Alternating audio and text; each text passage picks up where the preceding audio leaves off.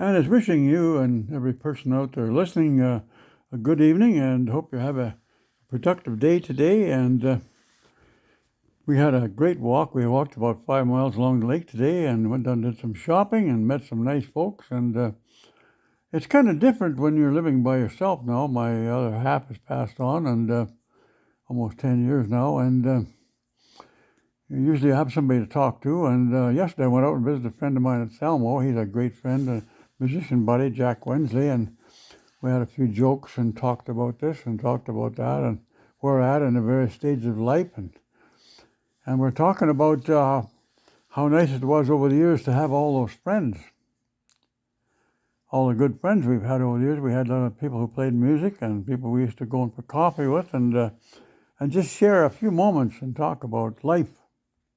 Talk about our life experiences, whether it was working on old cars or whether it was repairing guitars or whether it was talking about fishing or whether it was a camping trip that we went someplace or a 4x4 trip back in the mountains to enjoy Mother Nature. So now when we're by ourselves, we're kind of talking to ourselves a bit, but I'm very lucky because we have a camera and I can record the things that I'm thinking and go over them and kind of keeps my mind sharper. And so I just wanted to just share some thoughts with people, and I think we're all probably in the same scenario. What's happening with me? I'm going to be 87 this time around, and what's happening? A lot of people that I grew up and also went to school with and worked with have now passed on.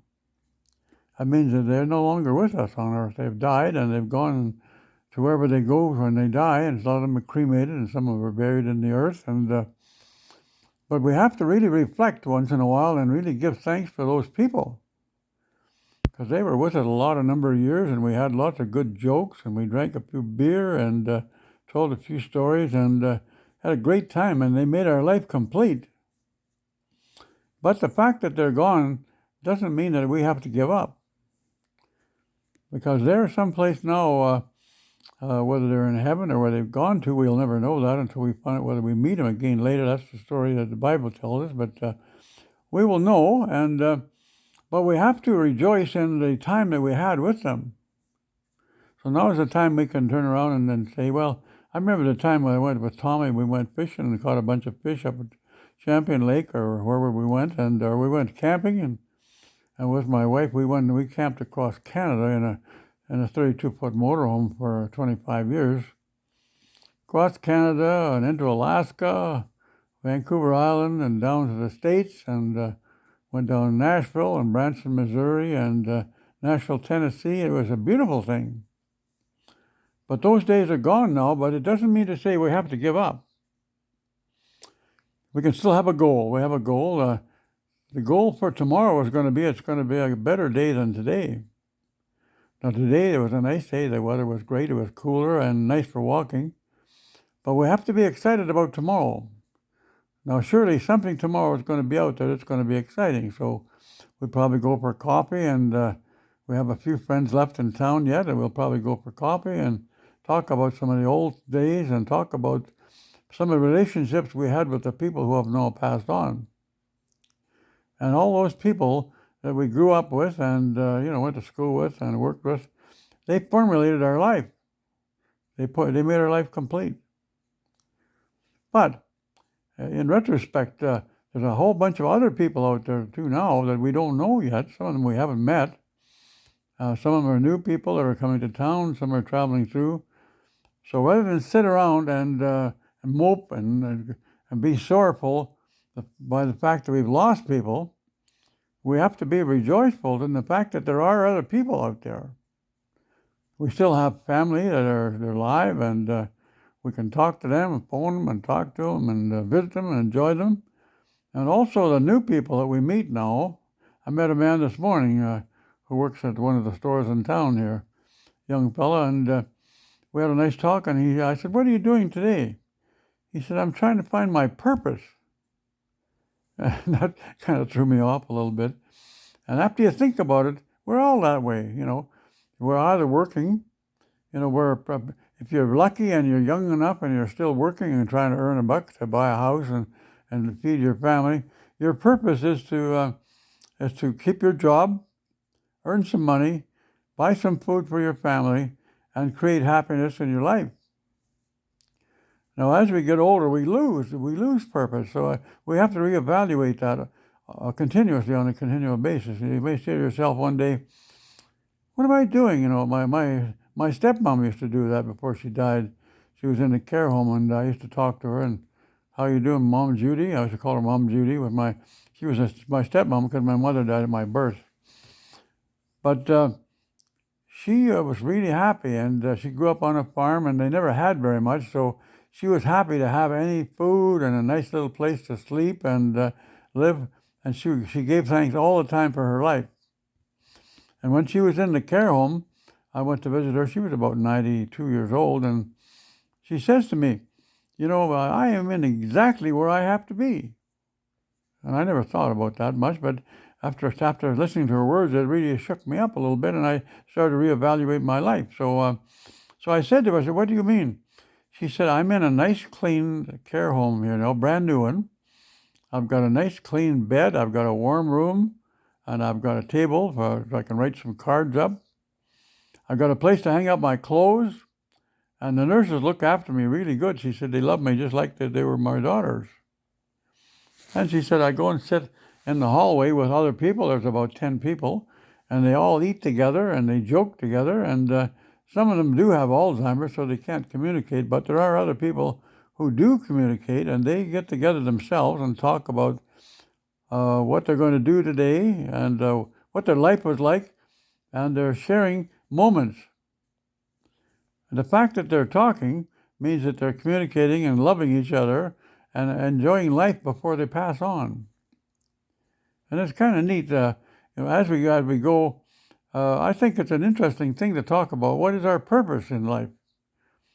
And our purpose is to go and meet people, I suppose, walk around, and purpose is to keep yourself healthy. Walk around and keep your muscles in good shape and talk to people and learn how to be kind by opening doors and helping people. The odd time I go downtown, somebody has to go downtown, so I will take a person downtown, give them a ride. I'm still driving, so I'll take them down, and they want to pay me for it. And I say, no, I don't want any money. I just want you to spend a few minutes. We're going to go and have a cup of coffee, and I want you to talk about your life and where you grew up and tell me a little bit about your life so I can better know you. And I think that can serve a good purpose for us, because if we're able to talk to people, even though we don't know them, we'll get to know them after a while. We sit there and talk to them and get to understand what their life was like when they were growing up, and how many people were in their family, whether 5 or 6 children or 10 children or whatever. Talk about the area they grew up in and what their life was like. And I think sometimes we have to realize that without people around us, we're nobody. You can't sit and watch television. The television is no good at all. It's something to look at, but it's not educational. It's so much better when you have somebody to talk to. You can exchange thoughts, and you can tell stories and talk about the human experience. Now, the human experience is really important to people, because people, you share thoughts about where you used to live, with where you were when you were a kid, where you went to school, and you listen to their thoughts, and we learn about each other, and we fill those quiet spots up in our life. I think our purpose in life is to stay in contact with other people. And don't worry about whether we know them or don't know them, because if you know them, it's a lot easier to talk to them, because you're kind of old friends. But if they're new friends, you have to make that new social thing work for you, or you talk to them and you get to trust each other and tell a few stories, and before you know it, you've got yourself a good friend. And so when you go downtown, you have one more friend that you can talk to. So I think our purpose in life is to keep alive, keep talking, and stay off the news media. The television is one of the worst darn things that I've ever seen. It ruins the social thing, because people forget how to talk to each other. More concerned about what's happening with Donald Trump or Justin Trudeau in the world, but yet the people who live next door to you, or the people you see on the street, we don't talk. So we get all our one-way communication in from the television into our brain, and we start to believe all this junk that's on there, and all they're talking about is wars here and wars there, and We can't fix those kind of things, so we have to more enjoy ourselves. Learn to enjoy what the things we like to enjoy. Now, if you have a small dog, I got a friend that's got a small puppy dog, and he takes him for a walk down to the beach and all over the place. And so as an act of doing that, he gets some exercise. It keeps him healthy. And he's got a friend, a dog. The dog is friendly, and they have their communication thing between them, and they talk and have a little playful fun as they go. And that's a purpose in life. It doesn't have to be anything fancy. It can be going to church. It's been going to have a coffee with your neighbor. It'd be simple as stopping somebody on the street and talking to them and getting to know them a bit. And that gives us a purpose. And it's pretty damn good. If you're going to just sit in your apartment and be all by yourself and not talk to people, it's a pretty darn boring life. And life has no purpose at that point. It's, you get to the point where there's nothing left. Now, we lost a couple more people in the last couple of weeks. We lost a very nice guy by the name of Les Howard, who was a mechanical superintendent for forestry. Great guy, wonderful guy. And his wife was a little younger than him, and she died about 3 or 4 years ago with cancer. And it really hurt him really bad. And Les has been hanging in there, but now Les has passed away. I've been told he passed away a couple of nights ago in his sleep, and that's the way to go. If we can live hard, walk hard, play hard, and talk to people, enjoy life, and then one day just not wake up. That's an ideal life, and your life is fulfilled. You've fulfilled your dream.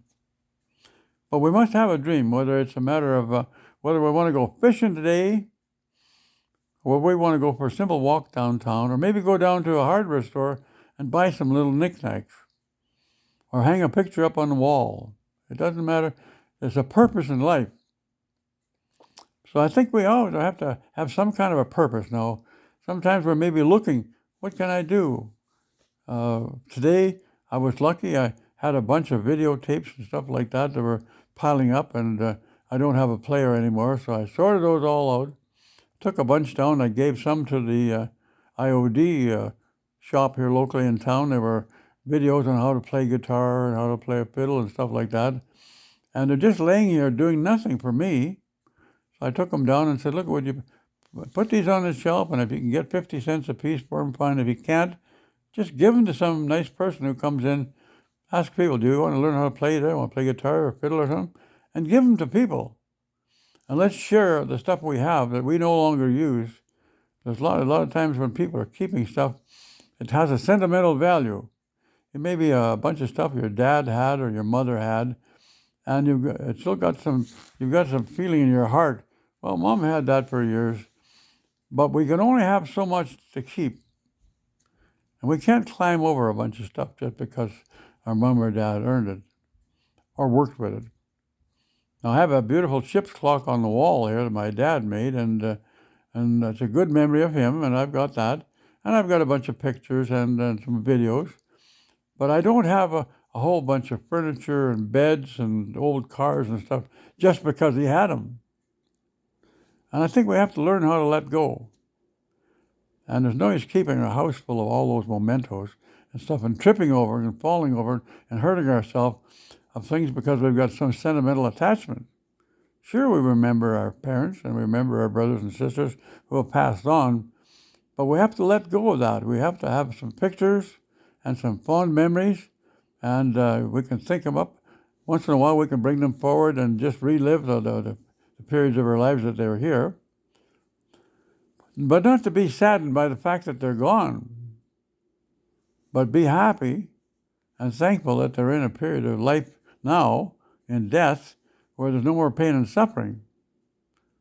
So that should give us a purpose in life to say, look, these people we knew, we had all the fun with them and over the years, and we've enjoyed them and learned a lot of good things from them, but now they're gone. But they're not gone from our memory. We've still got all these nice memories and all the beautiful times we had together. So we can relive that.